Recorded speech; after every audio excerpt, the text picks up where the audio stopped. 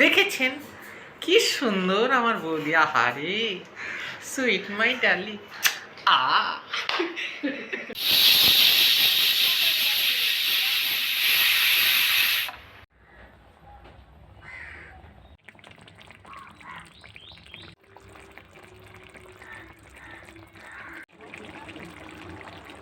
Good morning everyone, আমি প্রিয়াঙ্কা আর আমার channel Priyanka বণিক ব্লগের আরও একটি নতুন ভিডিওতে আপনাদের সকলকে জানাই স্বাগত।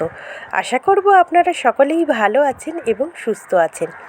আমরাও মোটামুটি ঠিক আছি। কালকের গলার অবস্থা অসম্ভব রকমের খারাপ ছিল, ওদের সাথে কথাও বলতে পারছিলাম না, এতটাই গলায় ব্যথা আর ভয়েসটা একদম ডাউন হয়ে গেছিলো। বলতে পারলেন মোটামুটি সাইলেন্ট আর ভাইব্রেটের মাঝখান পজিশনে পড়ে গেছিলাম। তাই কি করে আর ভয়েস দেবো বলুন, সেই কারণে কালকের দিনটা একটু আপনাদের থেকে ছুটি নিয়েছিলাম। তবে কাজের জায়গায় বেশি দিন ছুটি কিন্তু মানা যায় না। যে করে তারও ভালো লাগে না, আর যারা অপেক্ষায় থাকে তাদেরও কিন্তু ভালো লাগে না। একটা সুন্দর সম্পর্ক তৈরি হয়ে গেছে কিন্তু আমাদের মধ্যে। আমার তো মনে হয় আমাদের এই বন্ধু ভালোবাসার সম্পর্কটা শুধু কিন্তু এই ছোট্ট আয়ত্তের মধ্যে থেমে নেই, অনেকটা অনুভূতির মধ্যেও ছড়িয়ে পড়েছে। তাই আমার মনে হয় স্পর্শের বাহিরে থাকিস তুই, তবুও বন্দি অনুভূতির আয়ত্তে। আমি একমাত্র প্রজা হতে চাই তোর অভিমানী প্রেমের রাজত্বে। যেইটুক পারলাম একটু বললাম, জানি না কেমন হয়েছে। তো চলুন, কালকে চম্পারা জাদুঘরে বেড়াতে গেছিলো। অবশ্য বাবা নিয়ে গেছিলো, সাথে আমার মেয়েরাও গেছিলো। আমি যাইনি, আমার শরীরটা তো খারাপ আপনারা জানেন। আর সারাদিন রোদের মধ্যে, আর আমি তো একদমই রোদ সহ্য করতে পারি না। কিন্তু সকাল সকাল উঠে এক বালতি জামা কাপড় কাচাকুচি কমপ্লিট করে রোদে মেলে দিই, যাতে সুন্দরভাবে শুকিয়ে যায়।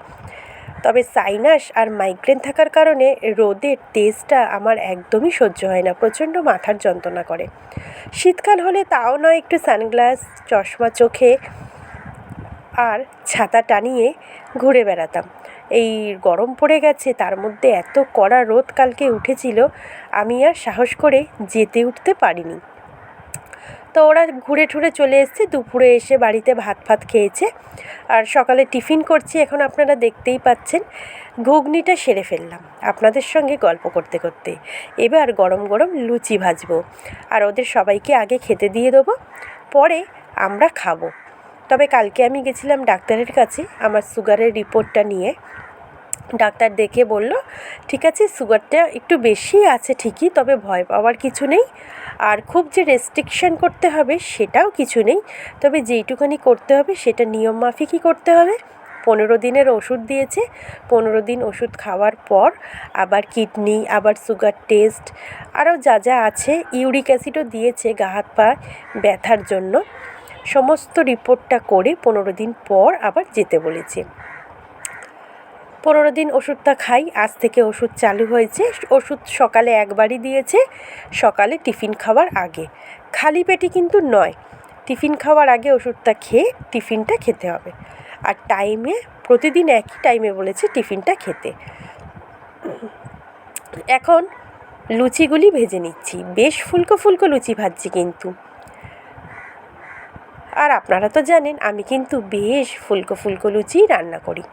তবে নিমাই, মানে আমার ননদের বর আর কি, আমার নন্দাই অনেকবার বলেছে, বৌদি চলো না, বৌদি চলো না। আমি বললাম না গো, আমি শুধু শুধু আমাকে নিয়ে গিয়ে তোমাদের ঘোরাটাই হয়তো সেরকমভাবে আনন্দ মজা করে করতে পারবে না। হয়তো যদি বাই চান্স আমার শরীর খারাপ করতে শুরু করে, তখন সবাই মিলে ঘরে ফিরে আসতে হবে, তাই না? শুধু শুধু কী দরকার? পরের বার যখন আসবে অবশ্যই তখন যাব ঘুরতে, তখন ভিডিও করব, আমার ইউটিউব চ্যানেলে ছাড়ব। আমাকে যারা ভালোবাসে, যারা আমার এতদিন ধরে পাশে আছে, তারা দেখেও ভালো লাগবে। অনেকেই আছে দূর দূরান্ত থেকে দেখেন, বাইরে থেকেও দেখেন, বাংলাদেশ থেকেও অনেক কমেন্ট করেন যারা দিদিভাইরা, এই মুহূর্তে আমার নামটা ঠিক মনে পড়ছে না, তারাও আমাদের কলকাতার সৌন্দর্য দেখতে পাবে ঘরে বসে, তাই না? তো যাই হোক, ওরা তো চলে গেল আর মানে কালকে ঘুরতে, আর আজকে ওরা সকাল ভোরবেলাতেই ঘরে চলে গেছে। এই যে এটা হচ্ছে আমার ননদের বর, পাশে আমার শ্বশুর মশাই, ওদিকে আমার মেয়ে, আর এটা হচ্ছে আমার ভাসুরের ছেলে, আর ও হচ্ছে নতুন বউ, মানে ভাসুরের ছেলের বউ। তো ওদের বিয়েতে আমরা যেতে পারিনি, আমার মেয়েদের অ্যানুয়াল পরীক্ষা ছিল। আর এদিকে নিমাই বলছে আমার বৌদি ব্রেকফাস্ট করেছে সকালের টিফিনে, ঘুগনির তরকারি, লুচি, স্যালাড, আমরা কিন্তু ভালোভাবে খাচ্ছিলাম। আর এখন ওরা রেডি হয়ে একে একে বেরিয়ে গেছে। আমি বললাম দাঁড়া, আমি ক্যামেরাটা অন করি, সবাই একে একে বেরো। ওখানে চম্পাকে দেখানো হয়নি, এই হচ্ছে আমার ননদ চম্পা, আর নিমাই সবার লাস্টে বেরোচ্ছে। তবে চম্পা কী করেছে, জুতোটা পায়ে না দিয়ে খালি পাতেই বেরিয়ে পড়েছে। তারপরে বেরিয়ে বলছে এই আমি তো জুতো পরিনি, তারপরে তো কি হাসাহাসি। তারপর ওরা বেরিয়ে চলে গেল ঘুরতে, আর আমরাও চলে গেলাম ডাক্তারখানায়। ডাক্তার দেখিয়ে এসে আমি এখন রান্না বসিয়ে দিয়েছি। এদিকে ভোলা মাছ এনেছে হারু, মানে আমার ভাসুরের ছেলের নাম হারু। হারু ভোলা মাছ আর পাবদা মাছ খেতে খুব ভালোবাসে, তাই আজকে ভোলা মাছ আর পাবদা মাছ এনেছে। ভাতটা কমপ্লিট হয়ে গেল, মাছগুলিও ভেজে নিয়েছি। মাছটা পেঁয়াজ, টমেটো, 2-3 কোয়া রসুন আর 4-5টা কাঁচা লঙ্কা দিয়ে বেটে নিয়ে মাছটা ঝাল করলাম, কেন হারু বেশি ঝাল খেতে পারে না, তাই অল্প ঝালই দিয়েছি। আর পাবদাটা করেছি সর্ষে পোস্ত দিয়ে, সেটাতেও কাঁচা লঙ্কা বেটেই করেছি, তবে অল্প ঝাল।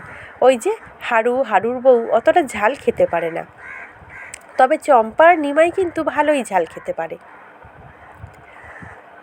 এখন মাছের ঝালটা বসিয়ে নেব।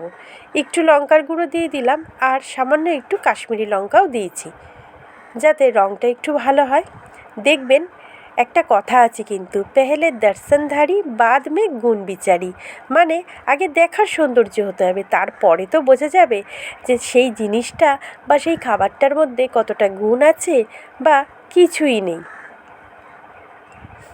আমরা আগে কিন্তু বেশ বলতাম এই কথাগুলি, যখন পড়ার মানে কি বলবো, পড়ে ফিরতাম পড়ার ব্যাচের, হ্যাঁ, যে এই দেখ ওই দোকানের খাবারটা ভালো লাগছে। আবার অনেকে বলতো না রে, দেখতে ভাল লাগছে না, তার মানে খেতেও ভালো হবে না। তখনই সেই কথাটা কেউ না কেউ বলতো, তাই আজকে মনে পড়ে গেল ভীষণভাবে। এক এক সময় জানেন তো, যখন ঘরে সমস্ত কাজকর্ম কমপ্লিট করে একা থাকি, তখন ভীষণ আগেকারের কথাগুলি, স্কুলের কথাগুলি ভীষণভাবে মনে পড়ে। তখন বেশ ভালোও লাগে। তখন মনে হতো এই স্কুল পড়া, টিউশন ভালো লাগে না, দূর। এখন মনে হয় ওই লাইফটা যদি আবার ফিরে পেতাম তাহলে ভীষণ ভালো লাগতো। এদিকে কথা বলতে বলতে ধনেপাতা ছড়িয়ে নামিয়ে নিলাম ভোলা মাছের ঝালটা। ভোলা মাছ রান্না কমপ্লিট হয়ে গেছে, এবার পাবদাটা বসাবো। আমার তো অনেক ছোটোবেলায় বিয়ে হয়ে গেছে, তাই হয়তো বন্ধুবান্ধবের সাথে সেরকমভাবে যোগাযোগ নেই। আর এখন মাঝে মধ্যে বাপের বাড়ি গেলে দেখা হয়, তবে যোগাযোগ বিচ্ছিন্ন হতে পারে, সম্পর্ক বিচ্ছিন্ন হতে পারে, তবু ভালোবাসাটা কিন্তু রয়ে যায়, আক্ষেপে নয়তো অপেক্ষায়। কি কথাটা ঠিক বললাম তো?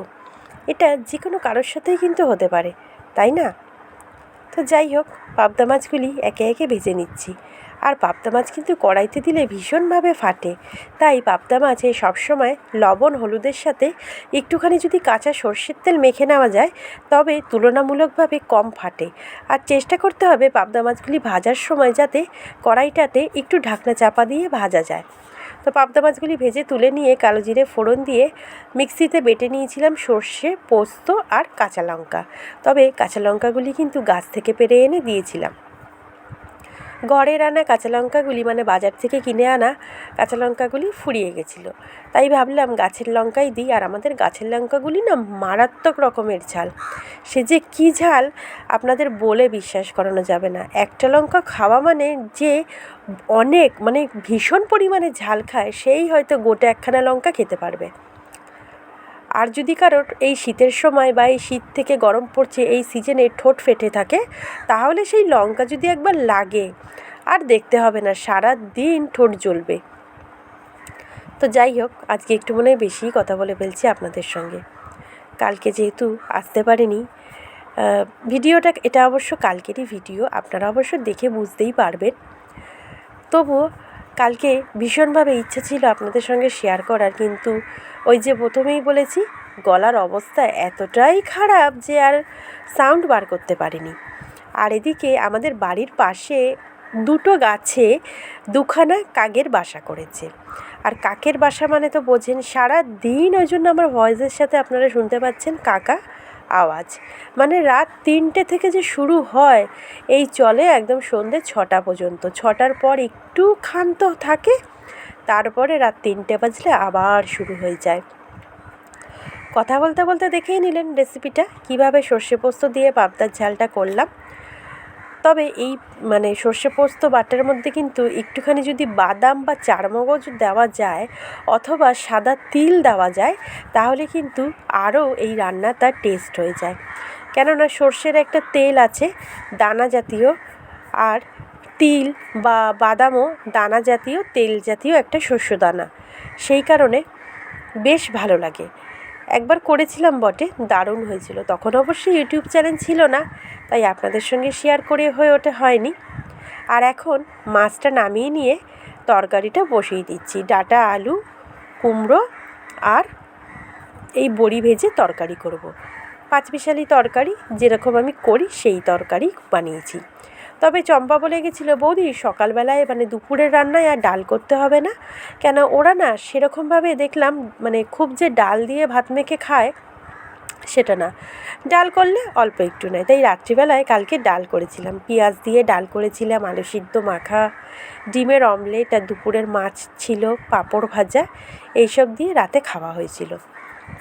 সারাটা দিন বেশ হৈ হৈ করেই কেটে গেছে। বাড়িতে লোকজন আসলে কিন্তু আমার বেশ ভালো লাগে। আমি যে কথা বলতে বকতে ভালোবাসি, আর একা একা থাকলে পরে না বেশি তো বকা যায় না, তাই আপনাদের সঙ্গে যতক্ষণ পারি ততক্ষণ একটু বকে আমার মনটাকে ঠিক করে নিই। তবে লোকজন থাকলে সারা দিন বকতে থাকি, এই আর কি। বড়িটা ভেজে তুলে রেখে 5 ফোড়ন আর শুকনো লঙ্কা ফোড়নে দিয়ে আমি কেটে রাখা সবজিগুলি দিয়ে দিলাম, আর একটু হলুদ দিয়ে এখন লাল লাল করে সবজিগুলি ভেজে নেব। তারপরে দিয়ে দেবো, এখন দিয়ে দিচ্ছি দেখুন আদা জিরে কাঁচা লঙ্কা বাটা, একটু হলুদ গুঁড়ো, আর লঙ্কা আলাদাভাবে দিইনি। এদিকে দুখানা শুকনো লঙ্কা ফোড়নে শুকনো লঙ্কাটা ফাটিয়েই দিয়েছিলাম, আর এদিকে আদা জিরের সাথে বেশ কয়েকটা কাঁচা লঙ্কা দিয়ে বাটা হয়েছে। তাই ওই যে বললাম হারুরা বেশি ঝাল খেতে পারে না, ওই কারণে বেশি আর ঝাল দিলাম না। পরিমাণ মতন লবণ দিয়ে ভেজে রাখা বড়িটা দিয়ে একটু জল দিয়ে ভালো করে তরকারিটা কষিয়ে নিচ্ছি মশলার সাথে। তারপরে ফাইনালি জলটা অ্যাড করব। আর যেহেতু এখানে ডাঁটা, কুমড়ো, আলু সব সবজিগুলোই নরম সবজি, খুব তাড়াতাড়িই কিন্তু সেদ্ধ হয়ে যায়, তাই বেশি জল আর দিইনি। এক একদিন ভাবি আমরা যারা ঘরে থাকি আমাদের মতন হাউসওয়াইফদের কীভাবে সারাটা দিন বাড়ির কাজ করতে করতে কিন্তু সময় চলে যায়। সকাল থেকে রাত কীভাবে যে কেটে যায় এক এক সময় নিজেরা টেরও পাই না। এই যে দেখলাম সকালের আলো হলো, এর মধ্যেই দেখি রাতের অন্ধকার নেমে আসে। আজকের মতন ভিডিওটা এখানেই রাখলাম। আশা করি ভালো লাগবে। ভালো লাগলে অবশ্যই চ্যানেলটা সাবস্ক্রাইব করে পাশে থাকবেন, আর লাইক, শেয়ার, কমেন্ট করবেন। আর ভিডিওটা দেখার জন্য thank you so much. Tata, দেখা হচ্ছে আগামী দিন নতুন ব্লগে।